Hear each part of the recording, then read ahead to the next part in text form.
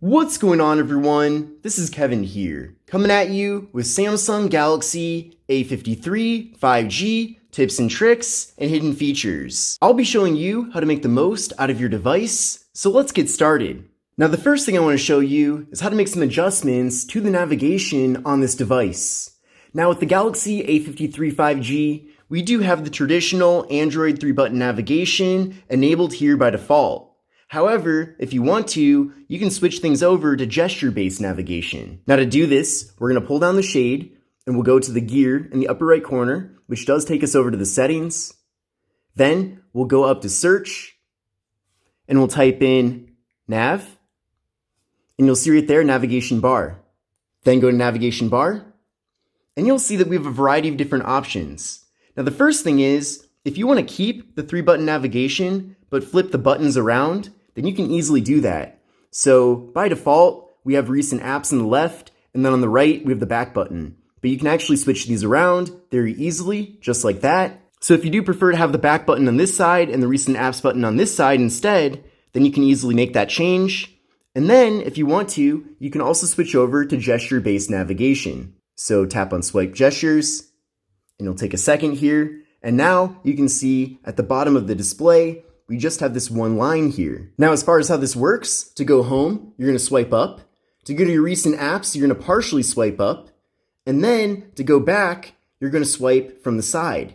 We also have more options right here. And if you go there, you have the ability to adjust the gesture sensitivity. So I definitely recommend trying out different levels here to see what best works for you. And then we have one more option, and it's called swipe from bottom.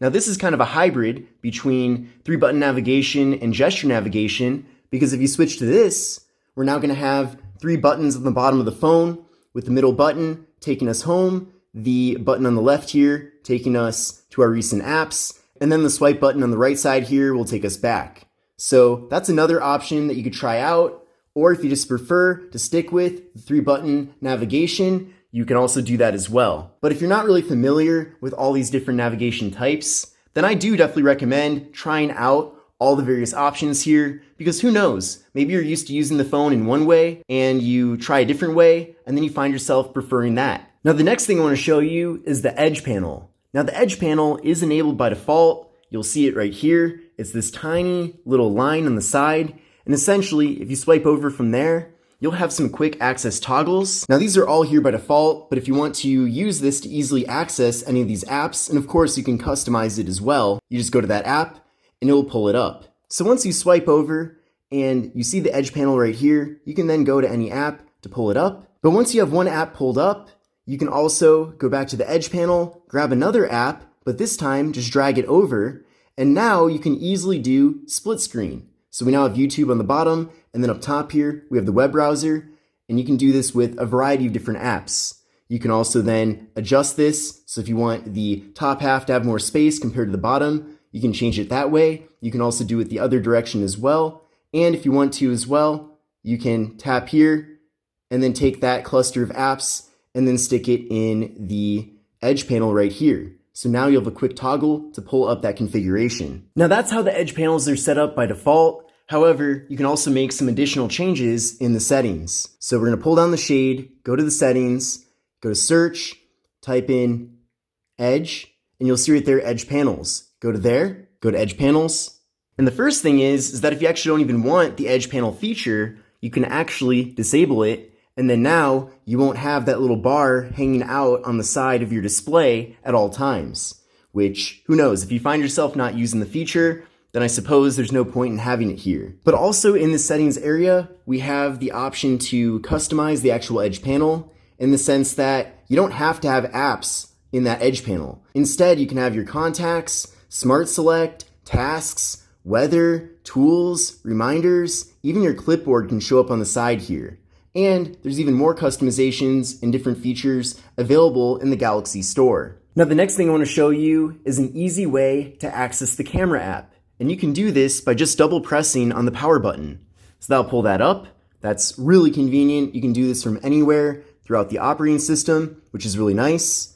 But also, in addition to that, you can customize what this button does when you double press on it. So what you're going to do is go to the settings, go to search, type in side key, and you'll see right there, side key. Once you're there, go there, and you'll see that by default, we do have quick launch camera enabled, but you also have the ability to change that so it pulls up any app of your choosing. So go to open app, and then now you can pick whatever you want. So maybe I want to double press on the power button and it pulls up McDonald's. So I have that selected. So now when I double press on that button, it pulls up that app that I chose. The next thing I'm going to show you is how to take a screenshot with the Samsung Galaxy A53 5G. However, I'm going to show you two different methods. Now the first method is probably what you expect. You just hold down the volume down and the power button for a second, and it'll take the screenshot. Then from there you can share it or delete it or edit it. Now the other method to take a screenshot is called palm swipe to capture. Now I will admit, this one is a little bit difficult to do. I don't know why they make it as difficult as it is, but this is enabled by default, and basically they say take the edge of your palm and swipe it from the side of the display. There we go. Just took the screenshot. We'll do that one more time.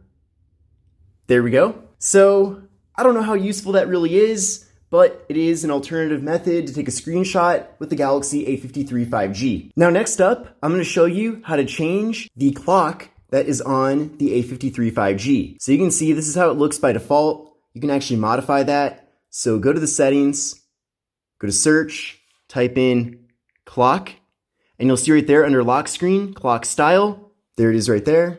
And as you can see, we have a variety of different options. So the first option, of course, is what's enabled by default. We can then also switch to some other different styles. So I'll go to this analog clock. We can also pick the colors. So we have some color palettes here already, some gradients as well. We also have additional colors here, but I'm gonna switch this over to blue, and then I'm gonna save that. So now when we go to the lock screen, you can see that we have a different clock design. Now, one of the awesome things with Android is that we do have the app drawer, which is a great place to store your various apps if you don't want all of them on your home screen. Now, I do know that iOS has a similar feature to that, but the whole point of this is that not only do you have the app drawer, but if you want to take it a step further and hide any of these apps, you can also do that too. So if there's a certain app you want on the phone, but you don't want it on your home screen or the app drawer, then you can easily hide it. So to do this, when you're in the app drawer, go to the upper corner here, and you'll see that we have 3 dots. Then go to settings. You'll see right here, hide apps. And I'm going to hide, let's see, which one should I hide? I'm going to hide LinkedIn. So that's now here in my hidden apps. I'm going to go to done. And then now, LinkedIn is nowhere to be found anywhere here in the app drawer.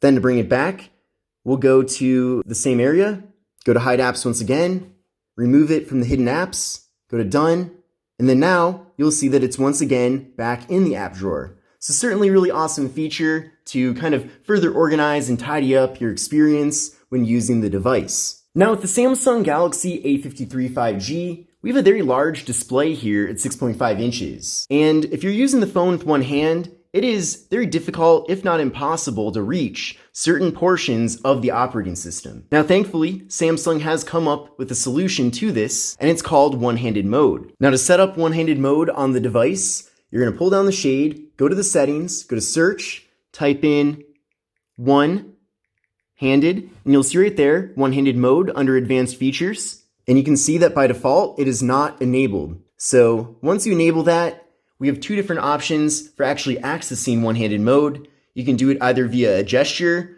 or you can just double tap on the home button. Now, me personally, I think the gesture is a little bit difficult to do sometimes when pulling up one-handed mode, especially compared to just double tapping on the home button. So I'm going to switch over to that instead. And then, as you can see, just by double tapping on the home button, it now shrinks down the display. So we have some different options here. We can have the shrunken down display on the right side. We can have it on the left side as well. We can also hold down here and further adjust the size of the one-handed mode display. But essentially, with this, we have a mini version of the phone. So we have the entire operating system as you normally use it, except this time is shrunken down, and you can now use it with one hand.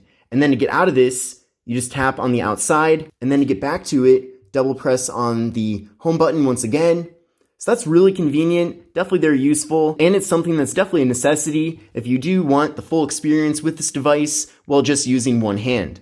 Now with the Galaxy A53 5G, we have an excellent looking Super AMOLED 1080p display that does run at 120 Hz. And what's awesome too is that we do have the ability to further customize this display. So to do this, we're going to pull down the shade, go to the settings, and then you're going to go to display.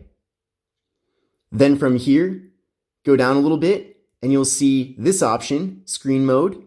And you can see that by default, it's set to vivid. But if you want to change this, you can go to natural instead for kind of a warmer look. We can also go back to vivid and make adjustments to the white balance. So we can make it even cooler if we want to, or make it warm. There's also further advanced settings, and you can actually even change the RGB of the white balance on the display of this device. So those are some pretty advanced customizations, but I'm glad that Samsung does give us that ability to change things to exactly how you want it to be. Another option in this area is called Eye Comfort Shield. So if it's getting towards the end of the day and you don't want to look at a lot of blue light, you can actually enable this to get rid of the blue light on the display. And you can have this either be adaptive or you can have it be custom in the sense that you can pick a certain schedule. So definitely something I recommend trying out, especially since it's not actually enabled by default here. Now, as I mentioned before, with this device, the display is 120 Hz, which means that things do move here a lot smoother. However, the only downside with that is that it does use up your battery a bit more compared to a phone that runs at 60 Hz.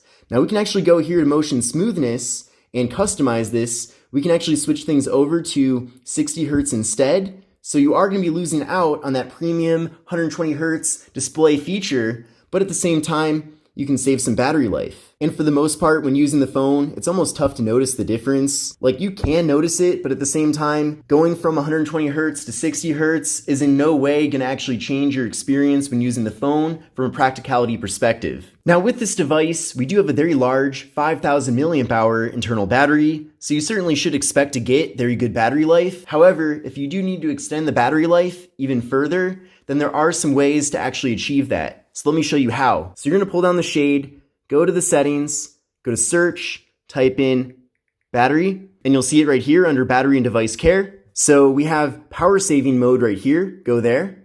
And you can see that by enabling power saving mode, it's going to make quite a few different changes. So background network usage, syncing, location checking will be limited, and the motion smoothness will be adjusted from 120 Hz to 60 Hz. You can also see here that we have additional power saving options as well. So you can choose whether or not when you enable power saving mode, if you want to turn off the always on display, limit the CPU speed, decrease the brightness, or even turn off 5G. So definitely cool that we have this ability to make these various customizations to make the battery on this device stretch even longer. However, again, since the battery is as large as it is, in general, I would recommend just going with the full experience here, not turning on battery saving mode. However, again, if you find yourself in a situation where you know you're not going to be able to charge up anytime soon and you're concerned about your phone not making it through the day, then at least you actually do have battery saving mode to extend that battery. The next thing I want to show you are some various motion and gesture options. So I already showed you one of them that's in the section of the settings, but basically pull down the shade, go to the settings, type in